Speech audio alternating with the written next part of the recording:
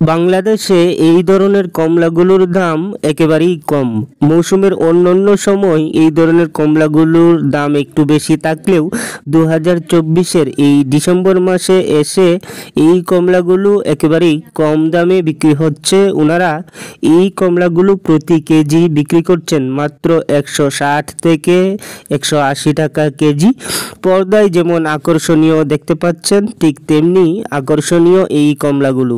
তবে সবচেয়ে বড় কথা, পাশের যে পেয়ারাগুলো দেখছেন, এই পেয়ারাগুলোর দামটা একটু বেশি। গড় যে একটা দাম 2024-এ বেশ কয়েকটা প্রতিবেদন দিয়েছি পেয়ারা নিয়ে, সেখানে উল্লেখ করেছিলাম 60 টাকা কেজি, কিন্তু আজকের এই পেয়ারাগুলো উনি 80 থেকে 100 টাকা কেজি বিক্রি করছেন। এরও একটা কারণ আছে, আপনারা যেমন পেয়ারাগুলো সুন্দর দেখতে পাচ্ছেন তেমনি মিষ্টি। এই জাতীয় পেয়ারাগুলোর আকর্ষণ বাংলাদেশে আলাদা করে আছে, যার জন্য দামটা বাড়তি হলেও এর রূপ দেখে অনেক ক্রেতাই ক্রয় করছেন। বাংলাদেশের সবকটা পণ্যের যে দাম, তার তুলনায় ফলের বাজারটা কিছুটা স্বাভাবিক হয়ে এসেছে। প্রচুর ফল আমরা বাজারে দেখতে পাচ্ছি, শুধু কমলা, আপেল বা পেয়ারা নয়, সব ধরনের ফলই এখন বাজার ভর্তি। শীতের মৌসুমে বাংলাদেশে সাধারণত ফলের মৌসুম চলে। এই মৌসুমটাতে ফল যেমন উৎপাদন হয়, তেমনি আশপাশের দেশগুলো থেকে কিছুটা আমদানিও করা হয়।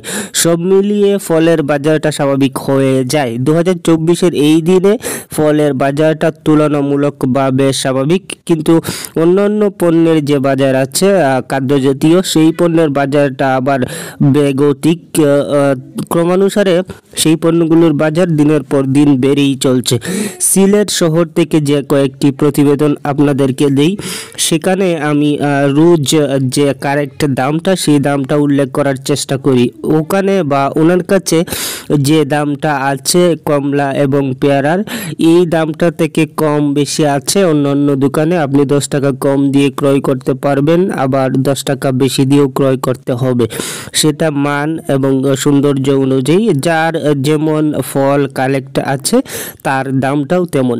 ভিউয়ার্স, আপনি যদি সাবস্ক্রাইব করেন তাহলে এই ধরনের ভিডিওগুলোতে আমি সরাসরি ক্যামেরার সামনে থেকে কাজ করতে পারবো। আর ক্যামেরার সামনে থেকে কাজ করলে সোর্স একেবারেই এই ফল কোথা থেকে সংগ্রহ করে এবং কত দামে সংগ্রহ করে, কিভাবে আপনারা আনতে পারবেন, সব কিছু নিয়ে বিস্তারিত আলোচনার মাধ্যমে ভিডিও বানাতে পারবো। আর এই ধরনের বাজার কেন্দ্রিক প্রতিবেদনগুলোতেও আপনারা সরাসরি বিক্রেতা ক্রেতার মুখ থেকেও সব কিছু তথ্য পাবেন, যেটা এখন করতে পারছি না, ক্যামেরার পেছন থেকে এগুলো করা সম্ভব না।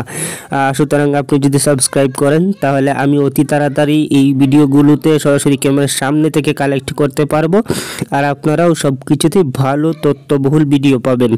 আজকের এই ভিডিওটি আমি সংগ্রহ করেছি সিলেট সদর থেকে। যারা এত সময় আমার সাথে ছিলেন তাদের সবাইকে ধন্যবাদ।